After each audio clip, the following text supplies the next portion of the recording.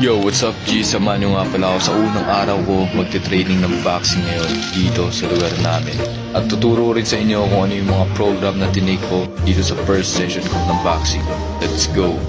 So, ang una ko palang ginawa noon is, syempre, stretching, nag-hand wraps, and then, hindi ko na nakuhanan, nag-shadow boxing muna ako ni coach at jumping jacks. And after that, training na ako ni coach dito sa padding. At sa una medyo nagigits ko na yung mga drill or mga basic movement sa footwork and then sa punching. And then i-improve ko na lang yun along the way syempre. Then itong program na ginagawa namin is tumatagal lang to ng 3 minutes per program. So ang next ko naman ginawa dito is punching bag. Almost 3 minutes din to pero marami lang rounds. And then yun, in-apply ko dito yung tinuro sa akin about sa punching tsaka dun sa tamang timing ng suntok. So ang next ko naman ito yung tinuro sa akin about sa punching tsaka dun sa tamang timing ng suntok. So ang next ko naman ginawa dito itong double end bag. So dito, dinedevelop na ito yung speed, accuracy, at yung eye movement ko dito.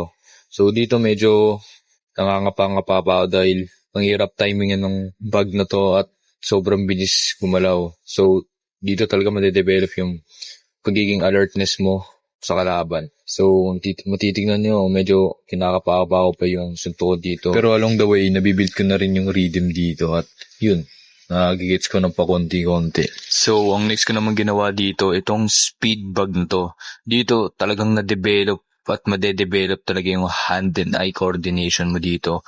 At yung tamang timing, rhythm, at yung tamang pagsuntok sa bag na to. At sa totoo lang, akala ko nung una, madali lang to. Kasi may napapanood ako naggaganito. Mukhang easy lang sa kanila nung ginagawa, pero pag nasa actual ka na talaga na ginagawa mo to, sobrang layo. Akala mo rolling lang ng mga kamay pero kailangan talaga dito perfect timing at rhythm sa bawat suntok. So ang last program na ginawa ko dito is nag-sit-ups na lang ako ng 20 to 30 reps. Hindi ko na binidyoan since patapos na rin naman na yun. At yun, pagtapos na nagtanggal na ako ng mga hand wraps at isa pala sa dahilan kung ba't ko ginagawa tong combat sports na to since na-realize ko na hindi lang sapat na magpalaki or magpaganda lang ng katawan sa sarili mo as a lalaki.